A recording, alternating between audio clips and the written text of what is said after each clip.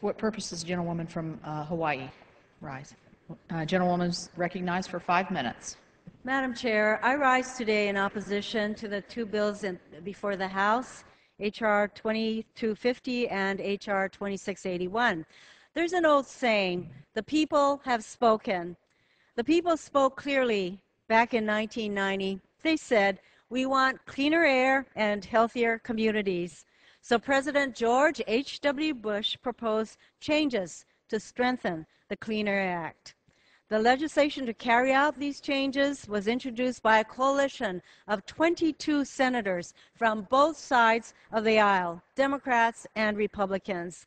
Then, after an overwhelmingly bipartisan vote of 401 to 25 in the House and 89 to 10 in the Senate, the Clean Air Act amendments of 1990 were signed into law.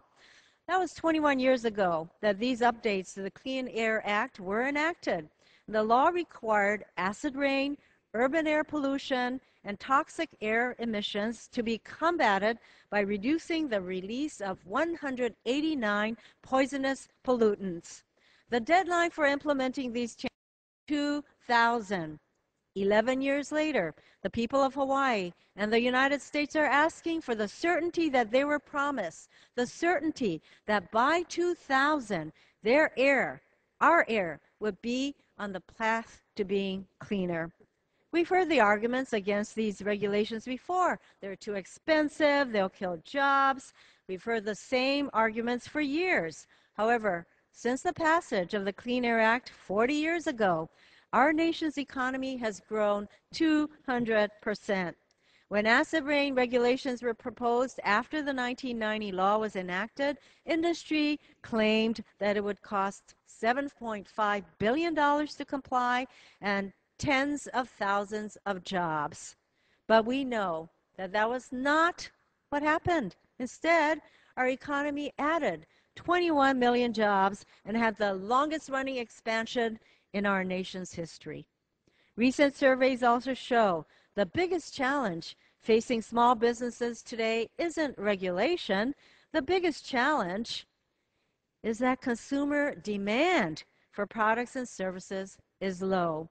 We all agree that we need to help our economy and create more jobs, but we shouldn't be doing that at the expense of the health of our communities and our families. That is not the way to create jobs. Instead, it's time to give the American people the certainty that the air that we breathe won't contribute to asthma or heart attacks or birth defects.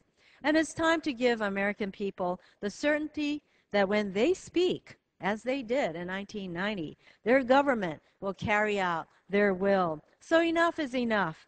The deadlines are passed, the issues have been studied, the rules have been litigated, and in some cases, relitigated. Now is the time for the Environmental Protection Agency to finish the job it was given by Congress and finish these rules, and let's get to work on legislation to create jobs. I urge my colleagues to join me in opposing both of these bills. The American people want jobs legislation now, not ideological attacks on the Clean Air Act. I yield back the remainder of my time.